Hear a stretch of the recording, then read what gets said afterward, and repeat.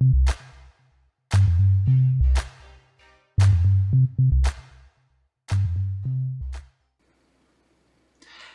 and welcome to Analyzing Finance with Nick. In my previous videos, I talked about the disruptive potential of AI and how GPT-4 and AutoGPT and a variety of other tools have magnified the disruptive power of AI exponentially.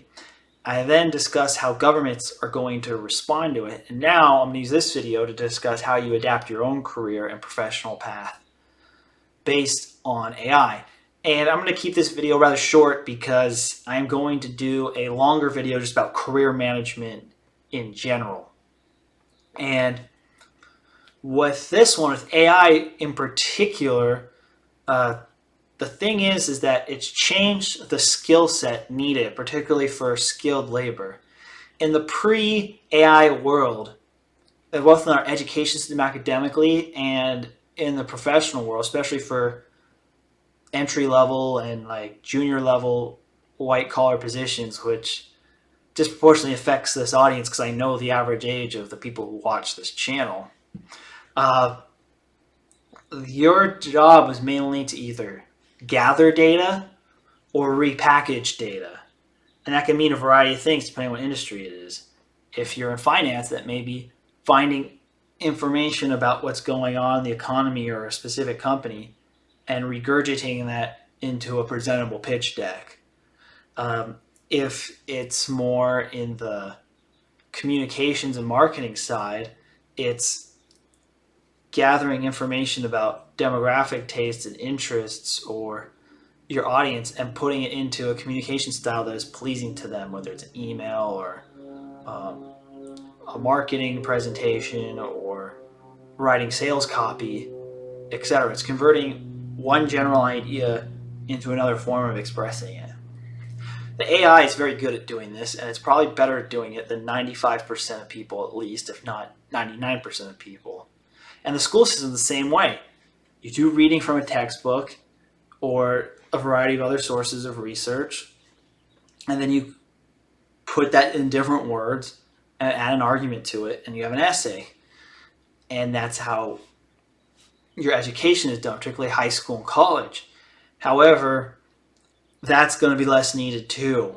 And the problem is the education system, by having that approach and also teaching more that there's a single right answer every time, and the value of doing what you're told versus avoiding asking quote unquote obnoxious or stupid questions, you train people not to think the way that's going to benefit them in the post-AI world.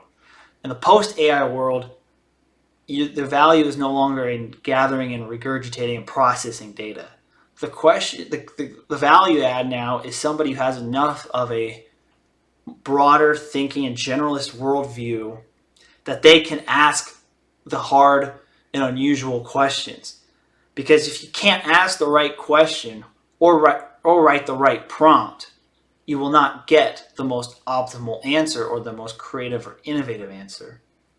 And there's two steps to this. One, you have to be able to write the right questions based critically thinking about a situation, and you put that question to the AI to get the real answer. And two, once you get that answer, you have to use your own experience and intuition to modify it to how it applies to your situation.